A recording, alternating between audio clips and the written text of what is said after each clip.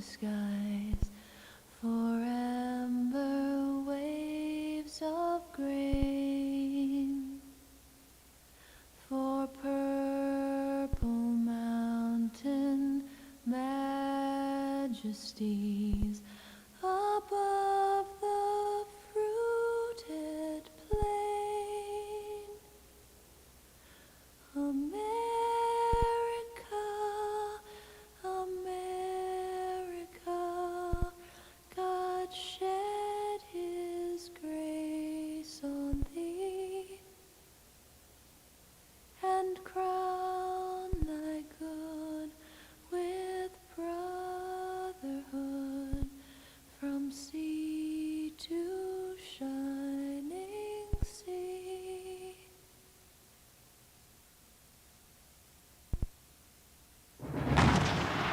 Also on home video from Greystone, from the director of the epic motion picture Gettysburg, the best-selling author of Gods and Generals and The Last Full Measure, and the Emmy Award-winning producer of Civil War Journal, comes a 4-hour collector's edition home video, The Filmmaker's Gettysburg. In Part 1, Confederate officers at Gettysburg, you'll meet the commanders Lee entrusted with his hopes for victory. Part 2, Union officers at Gettysburg, reveals the fateful twist that put the right combination of personalities in the proper roles for the first time in the war. Part 3 celebrates the fighting character exhibited both North and South in the Irish at Gettysburg. And Part 4 reveals a biographical story that has never before been told. With unprecedented access to family archives, discover the life of Michael Shara, Pulitzer Prize-winning author of The Killer Angels in Michael Shara, The Soul of a Writer. From the Emmy Award-winning producers of Civil War Journal comes an exciting new series you'll want to add to your library. Greystone presents The Unknown Civil War. Lee at Gettysburg, the most beloved general in American history at the crossroads of his career. Chamberlain at Gettysburg. Fate, fame, and death were only part of what he found in battle. Tilly Pierce of Gettysburg discovered the courage of a teenager mistakenly caught in the middle of the battle. Jenny Wade of Gettysburg, the tragic story of the town's only civilian battle casualty.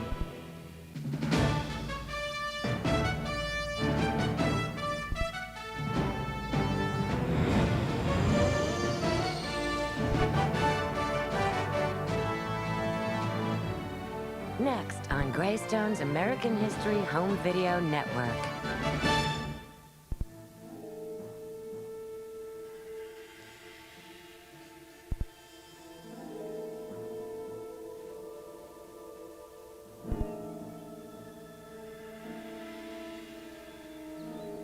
Have you ever had a strange feeling while visiting the town of Gettysburg, Pennsylvania? Perhaps you thought you saw something. Then it mysteriously vanished right before your eyes. Maybe you heard voices and sounds where no one or nothing was visible. If you have, you are not alone. Gettysburg's visitors and residents alike report a remarkable number of supernatural incidents that continue to take place here. Some say they are somehow connected to the battle that this town is famous for. I think that Gettysburg would be haunted because of so many people who died here with such a violent death so quickly.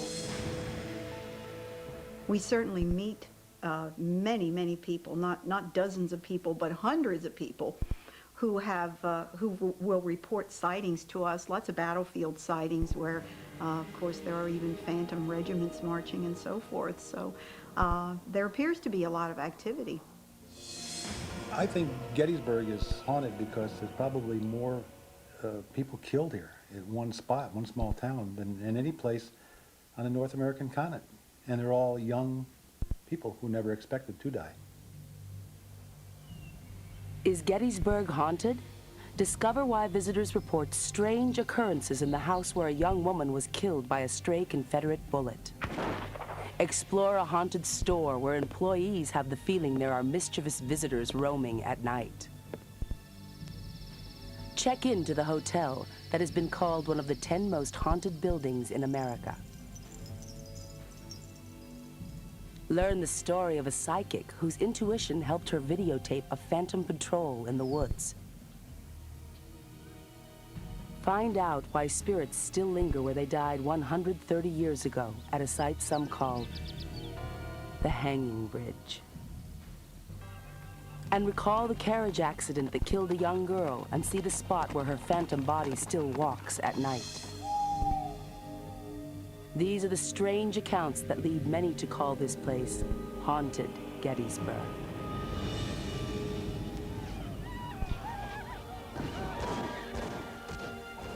I remember the screaming and bursting of shells and shrapnel as they tore through the struggling masses of humanity.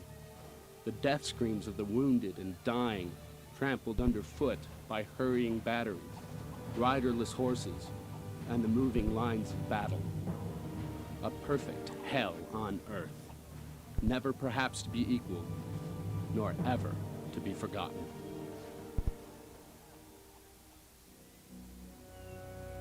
The greatest battle ever fought in North America took place in 1863 over 3 days in July.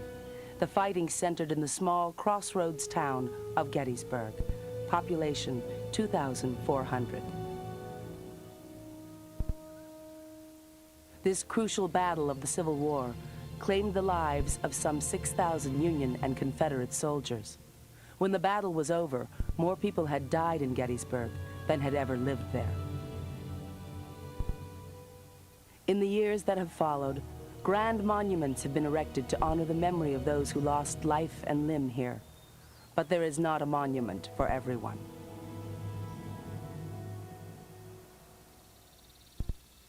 Some believe that many spirits wander this place because they simply want to be remembered. Author Bob Wassell collects stories of mysterious occurrences in and around the Gettysburg area. His book series, entitled Haunted Gettysburg, presents a compilation of the letters and reports he has received while researching these strange events. I think one of the things that triggered my interest in Gettysburg and the haunts of Gettysburg is the tour of the Jenny Wade house, and that was very unnerving.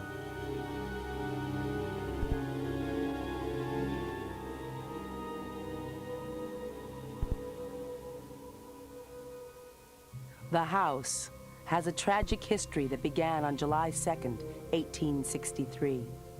It was the second day of fighting. A 20-year-old woman named Jenny Wade took refuge with her mother in this house on Baltimore Street. General Abner Doubleday's Union troops were in retreat during an onslaught of Confederate artillery fire. Hungry and thirsty, the soldiers gathered outside the house. They hoped for a brief respite from the fighting. They needed food for their empty stomachs and water for their canteens. Jenny Wade dutifully obliged the men. She handed out bread that she had baked and saved little for herself and her family. By the afternoon, the bread was gone. Now she could only offer the men water. Even for this comfort, the weary soldiers were grateful. At 6 the next morning, Jenny Wade awoke and read a passage from the Bible. She turned to the book of Psalms. Outside, the sound of artillery fire could already be heard from the battlefield. Wait on the Lord. Be of good courage, and he shall strengthen thine heart. As the third day of battle raged outside, more Union soldiers appeared at the house looking for something to eat. Determined to help, Jenny set about baking biscuits so that they might have the strength to continue their fight. But that morning, Confederate marksmen had taken positions in the buildings on both sides of Baltimore Street. They had begun firing bullets into the surrounding area. Then the snipers turned toward the Jenny Wade house. Perhaps the rebels believed there were Union soldiers inside. At 8:30 that morning, a Louisiana infantryman in an upstairs room took aim at the door of the Wade house and fired.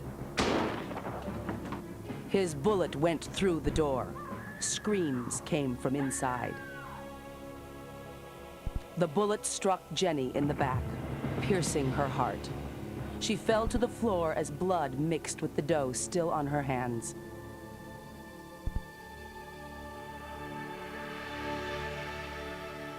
Today, the Jenny Wade house is a tourist stop for most of Gettysburg's visitors.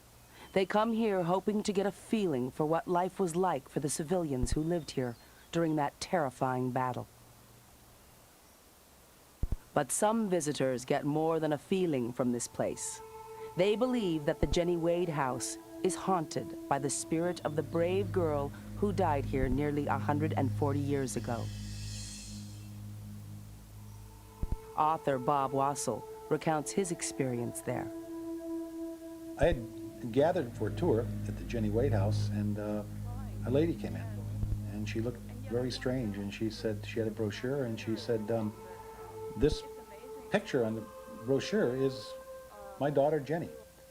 And she said, I had to come into this house. Something drew me here. The woman's name was Alice. She was visiting Gettysburg from Silver Springs, Maryland with her husband. At the sight of the picture on the Jenny Wade brochure, he was too disturbed to take the tour and had let Alice come alone. She seemed very upset. She said her daughter, her own daughter, whose name was Jenny, died in July at the same age as Jenny Wade. Wassel followed Alice and the tour group inside, but neither was prepared for what happened next. As she nervously toured the house, Alice began to feel as if she was being watched, but it was a familiar presence she felt, the presence of her daughter, Jenny. The tour had begun in the parlor room where bullet holes from the Confederate snipers could still be seen in the fireplace and the furniture. They learned that it was here that Jenny had read from her Bible early on the morning of her death, and that it was here that the Wade family had taken cover at the beginning of the Battle of Gettysburg. During this, Alice began to feel not like a tourist. Instead, she felt uneasy, as if she had been beckoned here by someone or something.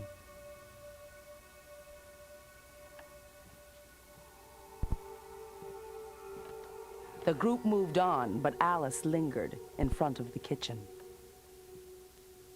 At that moment, a strange vision appeared to Alice from behind the baking table. It was cloudy at first, but soon suggested the shape of a young woman. As the vision continued, she saw the woman more distinctly. She appeared to Alice to be making bread, just as Jenny Wade had done here in this room almost 140 years ago. Was this the spirit of Jenny Wade? A young soul locked into this scene at the moment she was killed and perpetually, dutifully baking bread. Did her spirit never learn that the soldiers who needed food as they struggled to defend Gettysburg were all gone? Perhaps this was not a true spirit, but a faint image from a day that was so powerful. Traces of it still linger here in the Jenny Wade house.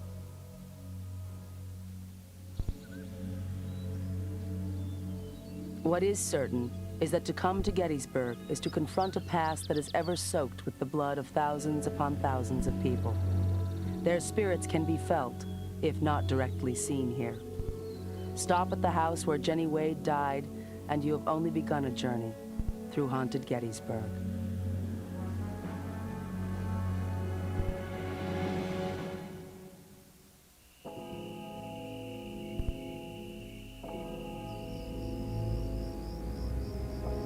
Just outside of Gettysburg, along the road that leads to town, is one of the 10 most haunted properties in the United States. This is the Cashtown Inn, famous nearly 200 years for food, lodging, and spirits. In the 1800s, this was the only inn on the Stagecoach Road that led to Gettysburg. The wagon drivers called this place Cash Town because the innkeeper took only cash. In October of 1862, General Jeb Stuart's Confederate troops raided the inn. And the following June, General A.P. Hill made the inn his headquarters prior to the famous battle. More Confederate soldiers and generals have walked on this porch than any other in the area. Some believe that they can still be seen. Here at the Cash Town, guests report rocking chairs that rock where no one is seated. Others have the experience of hearing someone playing Dixie in the distance on a banjo, and the porch swing moves by itself when there is no wind. We get a lot of reports of that the swing will be swinging and all of a sudden it just comes to an abrupt stop. Eileen Hoover has been innkeeper here with her husband Dennis since 1987. In her experience, the ghosts seem to come with the job. The first week we lived here, every time I walked anywhere, I was looking over my shoulder. And after about 4 or 5 days of doing that, I decided I am not going to live here always looking over my shoulder. So I stood in the hallway outside rooms 1, 2, 3, and 4, and I said out loud, I don't care who's here, I don't care how many of you there are, but can we make a deal? I won't bother you if you won't bother me. Eileen's own experiences here include some unexplainable and unique smells. I was cleaning a guest room that had been occupied the night before, and I was all alone, and there was a definite smell of cigar smoke that came into my face, almost as though it was blown into my face, and there was no one around. But the best way to meet ghosts at this inn is to check in for the night. George and Millie were avid visitors to Gettysburg. They had made the Cash Town Inn a regular stop on their trips here, and while they tried to take a different room each visit, they had never had any supernatural experiences here. Until tonight.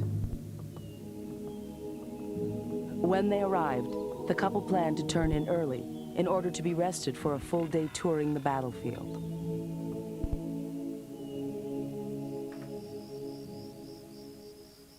To sleep inside the Cash Town Inn is to be engulfed by feelings of timelessness, stillness, and indeed by history itself. To rest within these walls is to become another part in the story of this legendary Civil War landmark. For George and Millie, the experience would be unforgettable. At midnight, a noise awoke Millie from a deep, restful sleep. It sounded like paper rustling or pages turning, and seemed to be coming from the bench between the windows. At first, she assumed that George had gotten up to read, but he was asleep, undisturbed or unaware of the sound. Then she saw a faintly glowing form. As she watched, it took the shape of a man in a gray uniform, seated at a field desk. He appeared to be leaning over the desk looking for something by candlelight. He was tall, wore a mustache, and looked to Millie like a Confederate soldier from the Civil War. The vision was not alarming.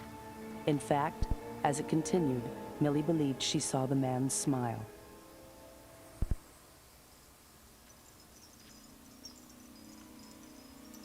Over the next few moments, the gentleman continued his ghostly paperwork. Then, as slowly as he had materialized, he began to disappear. The sound of papers rustling remained for a few more minutes and then was gone. During this, George stayed asleep, and Millie decided to wait until morning to tell her husband what had happened. At 4:30, they were both awakened by a loud yell. It sounded like, "Help me," and the couple became concerned that someone at the inn was in trouble. They waited and then heard it again. No one seemed to be responding. When they opened their door to investigate, what they saw looked similar to this photograph taken by another guest. It shows a white gaseous form hovering in the hallway at the top of the stairs. we've had people who have been poked and prodded in bed during the night. We had one woman who felt hands underneath the mattress, just lifting up the mattress, lifting it up and down.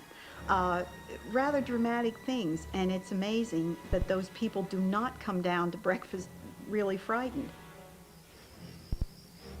The haunts of the Cashtown Inn are most likely due to the fact that Cashtown was along the route of the Confederate retreat from Gettysburg. The inn was used as a field hospital, and it is believed that countless wounded soldiers died inside. Today, tourists come here to relax and enjoy the charms of this quaint 200-year-old inn. But when Craig and Irene arrived here on a July afternoon, they were in for more than relaxation.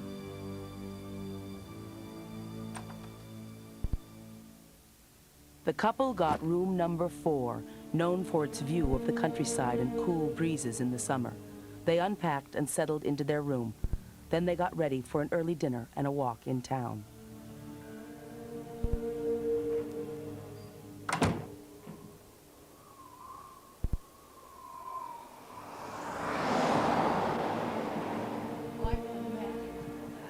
When they returned at 9 o'clock, Craig stopped at the foot of the stairs because he thought he saw something unusual. When Irene looked up, she saw it too. They've described seeing this woman on the stairs in a long white gown. They describe her as just being kind of filmy or gaseous. When they got to their door, Craig unlocked it and was surprised at how cold the doorknob felt. This was nothing compared to what happened when they opened it. They were sure this was their room, but what they saw inside was a window into the past. It was a grim scene of the White Lady from before. She knelt on the floor and appeared to be tending to an injured soldier, one of those who had probably died here.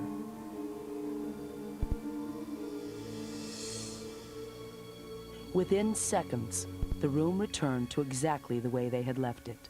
Stunned, the couple slowly entered and looked around. There was no trace of the injured man or the White Lady, and there was no rational explanation for what they had seen.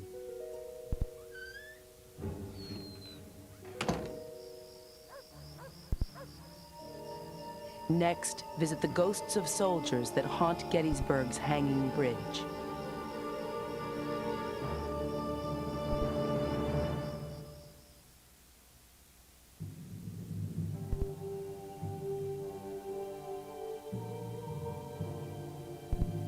Gettysburg.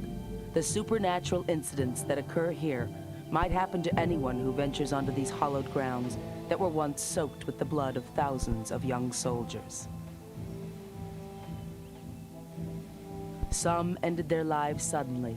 Others lingered painfully until they gasped a final breath. Most died in unfamiliar surroundings, and many believe they still roam these fields trying to make peace. It has been said that when a violent death occurs, the spirit of the person goes into a nearby inanimate object such as a rock, a tree, or a building.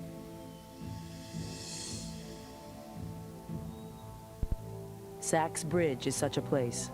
Built over Gettysburg's Marsh Creek in 1852, the covered bridge was deep in the Confederate rear when the Battle of Gettysburg began. Its timbers seem to resonate with sounds, feelings, and memories of the blood-soaked days of the Civil War.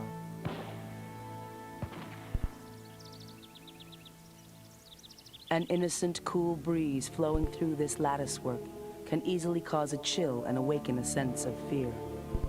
There is an uncomfortable presence here that suggests that the bridge itself is alive, as if the bridge itself is breathing.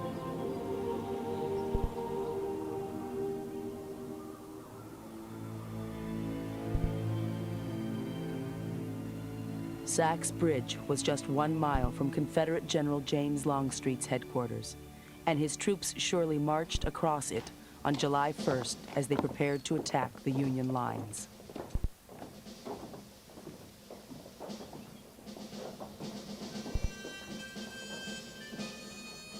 legend holds that 3 of these Confederate soldiers deserted their unit rather than risk defeat.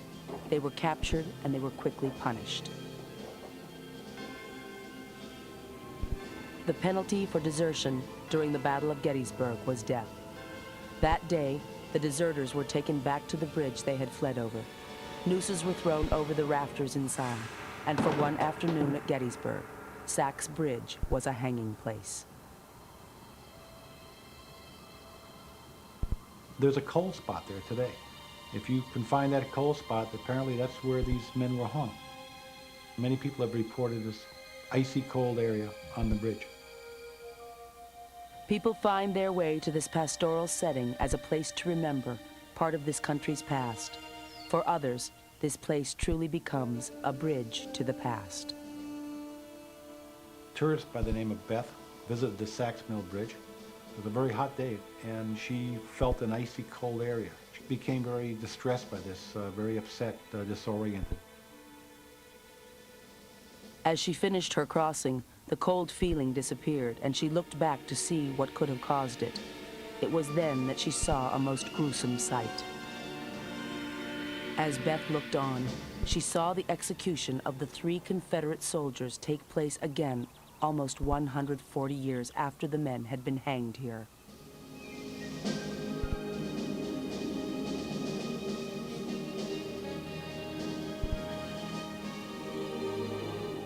It seems that the spirits of Confederate soldiers still linger here around Sachs Bridge. While Beth had been unprepared for her supernatural encounter, there are others who come here looking for one.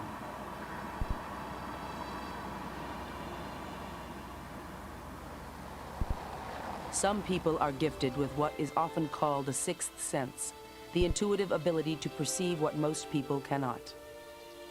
Jan had come to Gettysburg hoping to test a feeling. She believes she is sensitive to supernatural forces, and, with her husband Jim, planned to try her psychic abilities on the hallowed ground around Sachs Bridge. As they imagined the executions that had taken place here and the horrid fighting that occurred nearby, Jan used her intuition to lead Jim through the locality in search of unusual feelings. While they walked, Jim videotaped their experiment. Almost immediately, Jan began to pick up strange sensations. As the couple walked through a grove of trees, Jan started to get feelings of sadness. As she continued, waves of coldness seemed to pass through her body. She described to Jim that there was something just up ahead, and that he should follow her that way. Jan continued on her path as Jim kept up the taping. Each step of the way brought Jan deeper feelings of melancholy. Jim, on the other hand, felt none of the sensations that his wife was reporting and that he was documenting. They crossed a small stream, and Jan thought that she could feel men dying all around her. She could hear young voices gasping for a last breath.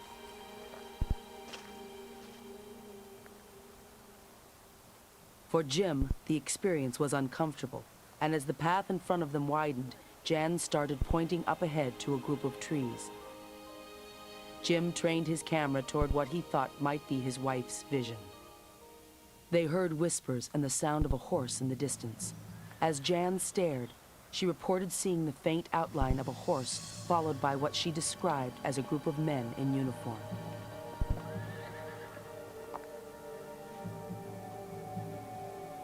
As the Phantom Patrol approached, its outline became clearer to Jan. Throughout the experience, Jim saw nothing through his viewfinder, even though Jan insisted that she saw something in the trees up ahead. The videotape that Jim made that day is a startling record of his wife's ability to detect the presence of the supernatural. Upon playback, an image of 6 men and a horse could actually be seen approaching the position of the couple. There is no rational explanation for what happened in that videotape, or why the scene was only visible to Jan as her husband stood behind her holding the camera. For still others who visit Sachs Bridge, a supernatural experience can take place so quickly and innocently that no one realizes it happened until after it has ended. For William, a longtime resident of Gettysburg, the experience he would share near Sachs Bridge would be equally disturbing and unexplainable. William's pastime and hobby is photography, and he seldom left home without his camera. The area around the Gettysburg battlefield continually offered that perfect shot, and he was always prepared for it. He was taking pictures in the forest at the east end of Sachs Bridge when a pair of tourists, Laura and Marlon, came climbing over the rocks to see what he was doing. The three began talking as William pointed out the direction of General Longstreet's Confederate headquarters and explained the number of troops who would have crossed here during the Battle of Gettysburg.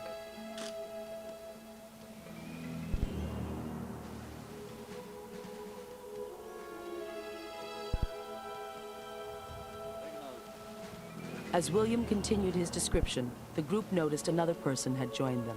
He was dressed as a soldier with no shoes on, apparently a reenactor. William was impressed by the authenticity of the soldier's gray uniform and the period musket he carried, and he pointed out some of the details to the couple. William offered to photograph Marlon and Laura with the soldier, but he stared blankly ahead and said nothing as the couple smiled and posed with him for pictures.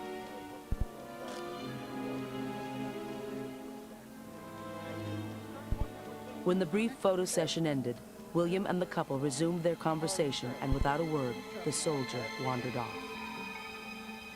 Within seconds, he was nowhere to be seen, and William and the group assumed they had just lost sight of him. When the film was developed, the tourists posing near Sachs Bridge could be seen, but none of the photos contained any trace of the mysterious Confederate soldier.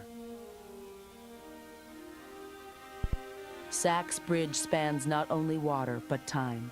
To visit here is to come face to face with more than 100 years of history. A history that replays itself over and over again in haunted Gettysburg.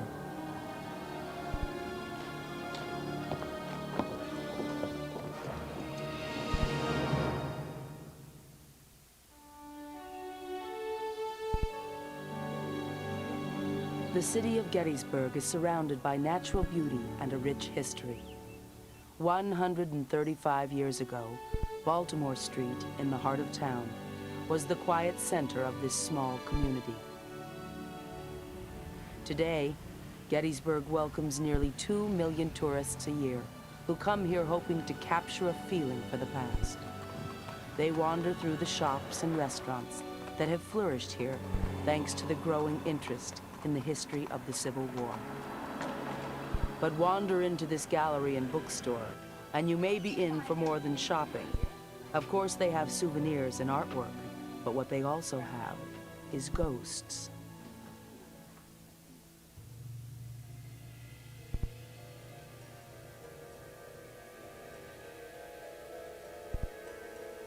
A lot of times, people say that they hear footsteps upstairs, and you'll go upstairs and there'll be nobody up there. Tracy is one of the clerks who works here in the gallery. She reports some alarming events. Videos have flown through across the room, like come off the shelves, with nobody being in the room. The store was not yet built when the Battle of Gettysburg took place. This was the open ground that stood between the Union and Confederate lines. Historians call it no man's land, because anyone foolish enough to stand here during the battle would surely have been killed by the hail of bullets and artillery that flew past here in both directions. The store was built 29 years later in 1892 and was originally the home of a local Gettysburg family. At least one family member is purported to have died here in what used to be an attic room. There was a customer who came in probably about, I would say maybe 6 months ago, and said that he used to live in the house, and said that he had an uncle who died upstairs in the gallery. So some people say that that's who it is, who's up there roaming around. The employees have a name for the familiar presence upstairs.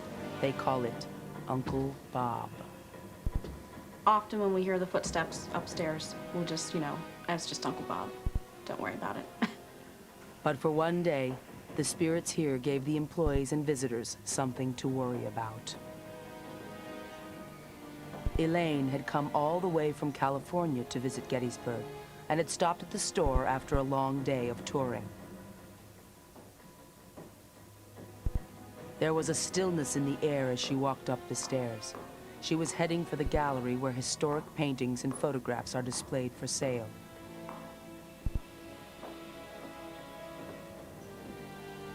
As she looked around, it felt as if someone was breathing on her neck. She turned to look, but saw no one else upstairs with her. A painting that depicts Colonel Joshua Chamberlain at Little Round Top had caught her attention. It recalled the day when the colonel was ordered to hold the hillside at all hazards. 130 men had fallen here in less than an hour and a half. As she studied the scene, Elaine decided to dismiss the breathing sound as her imagination playing tricks after a long day outdoors. She heard footsteps behind her, but this time when she turned, the room had somehow changed. No longer was she looking at the gallery. It now looked like an attic room. She could see an old man standing alone in the corner by his bed. Elaine knew nothing of the story of Uncle Bob, the elderly man who is thought to have died here in the 1890s, but now she was face to face with his ghost. Terrified, she ran down the stairs through the store and into the front room to tell the clerk what had happened. But they saw nothing up there. Only the art on display could be seen. At 6 p.m., the clerks began to close the store for the night. Suddenly, Jamie heard the sound of a rock hitting the floor upstairs. Upstairs in the store, there's an old brick wall. And the mortar is pretty old, the bricks are pretty old. Occasionally the mortar will fall out. They'll find a piece on the floor. But at one point, they found a piece of mortar right out in the middle of the room, as if it was thrown out. It couldn't have fallen that far, but that's where they found it, right in the middle of the room. By 7 p.m., Jamie and Tracy had the store locked up and made sure no one was still inside. Normally, the women took turns closing out the books, and tonight was Tracy's turn. Jamie would reconcile the cash register. It was closing time, and the salespeople downstairs thought they heard footsteps upstairs, somebody walking around, a patron that was still in the store. And they went upstairs, and there was nobody upstairs. This is a very common occurrence here in the stores. Footsteps can be heard. Their inspection of the second floor revealed no one. Perhaps it was just Uncle Bob again wandering in his attic room. They headed back down the stairs to finish up. As they reached the top of the stairs, the lights suddenly switched off. The store was completely dark. According to Tracy, this happens more often than she likes. It can be very scary, especially if you're here by yourself, you know, closing or something, and it happens. As the two walked downstairs, Jamie took an emergency flashlight and turned it on so they could navigate back to the front of the store. As they crept through the darkened space, the two clerks had the feeling they were not alone. These once familiar rooms now seemed disorienting. The merchandise on the shelves seemed to stare back at them.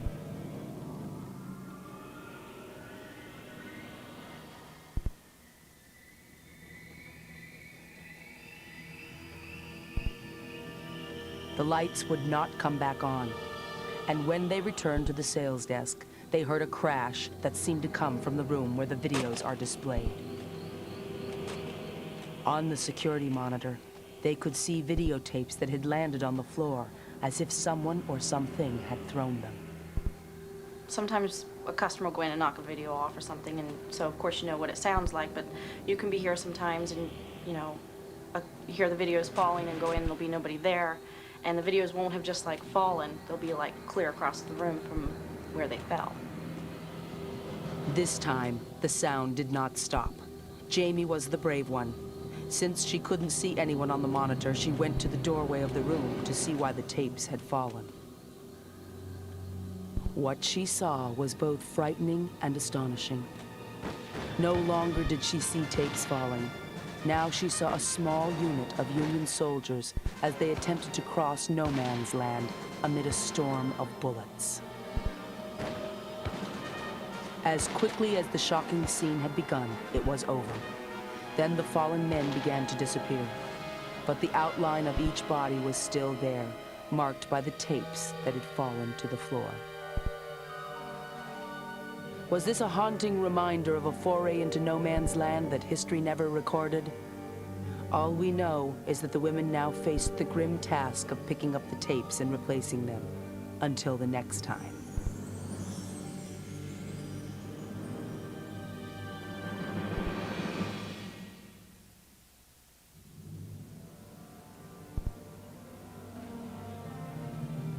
The Gettysburg battlefield is remembered for the ferocious fighting that took place over these serene landscapes. After the battle, these sites were named for the blood that was shed here. Places like the Valley of Death and the rocky terrain called Devil's Den are still believed to be haunted. Two men, Jack and Robert, got a glimpse of these dark forces early on a clear, dark night in Gettysburg.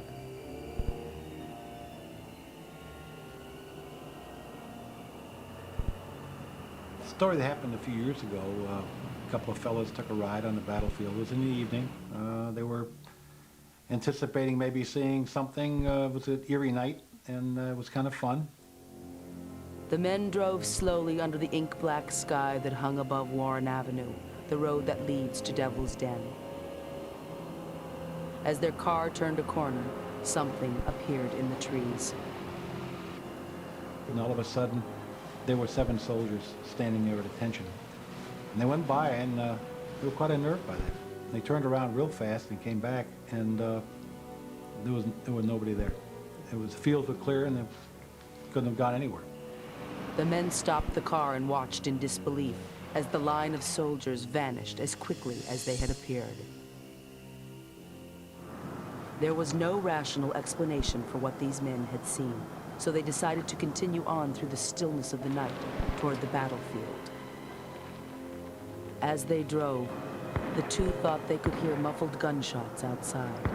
They slowed their car and listened to what could only be the sound of muskets firing in the distance. Then there was the sound of cannon fire. Thinking perhaps they were missing a performance or battle reenactment, the men got out to see where the sounds were coming from. And then suddenly, something big, they described it as big, came crashing through the woods. It couldn't have been a deer. It couldn't have been a person. It was something big that was coming through the woods. They were terrified, absolutely stunned and terrified.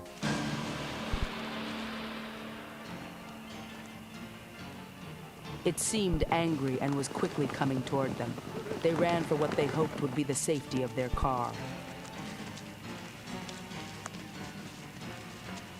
Both men were too proud to confess that they were scared, and though they mustered enough courage to carry on, both knew that strange things were occurring along the dark road that leads to Devil's Den. Slowly, their car entered the battlefield parking lot, and on that dark, chilly night, they again turned off their car. They opened a map of the battlefield and, using their flashlight, tried to see where they were and what had taken place here, at this spot in Gettysburg, where so many sons and brothers had fallen in battle. While in Devil's Den, they parked their car and were just sitting there talking, and it was dark, and one of them noticed something by the passenger window, and they had a flashlight. Shined the flashlight on it, and there was this hideous goat. It had his muzzle up against the window. Red eyes, they told me, they said he had red eyes. As the goat stared into the car at the men, Jack grabbed his camera from the front seat and snapped a picture. As it flashed, the goat disappeared. Later, when they got the pictures developed, there was no picture. There was not even a flash out. That picture just didn't exist on the roll. Photos that don't appear. Videos of men who were not there. Visions, voices, hauntings. Even before the Battle of Gettysburg in 1863, there have been tales of strange sightings and phenomena associated with this hallowed ground. Of the most legendary places in Gettysburg, none is more mysterious than this rock. On it will be found tangible evidence of an account of haunting that predates the battle itself. A close look at the stone reveals the name P. Noel, carved in letters that are weathered and forlorn. Some locals in town contend that P. Noel was simply a battlefield maintenance worker who carved his own name in the rock for reasons only known to him many years ago. But legend strongly suggests that a young girl named Pauline Noel once answered to the name carved upon the rock. Legend has it that Pauline Noel was a local girl who lived there before the turn of the century, who was a farmer's daughter, and she liked to go out with her father on the wagon when he did his farm chores. Gettysburg lies in Adams County, the apple-growing capital of Pennsylvania. In the 1800s, there were few roads, and farmers skillfully maneuvered their wagons across their vast fields. It was during such a ride back from their apple orchard that tragedy struck. The wagon hit a rock, and Pauline was thrown out under the wheels of the advancing wagon. Her horrified father jumped off only to find he was too late. What he saw lying on the ground was the body of his daughter, lifeless and decapitated. Since that time, it is thought that Pauline's spirit has roamed the landscape near the very rock that sent her to her death. With ghostly fingers, she burned her name into the stone as a reminder to all that she was once alive, too. Many visitors report that if they trace the name Pauline Noel, a lot of strange things happen to them. The few who dare run their fingers through the etched grooves at night have been witness to what can best be described as the wandering spirit of a headless girl. If this place is indeed haunted by Pauline Noel, one thing is certain: she is not alone. There are scores of men who fell on the battlefields here, and there are a myriad of strange sightings and occurrences that have been reported ever since. The hanging bridge conveys chills. The hotel is home to ghosts. A young woman eternally bakes bread for soldiers who have long ago vanished. A phantom patrol walks endlessly in the forest. These are but a few of the stories of the hauntings here, tales from the place called Haunted Gettysburg.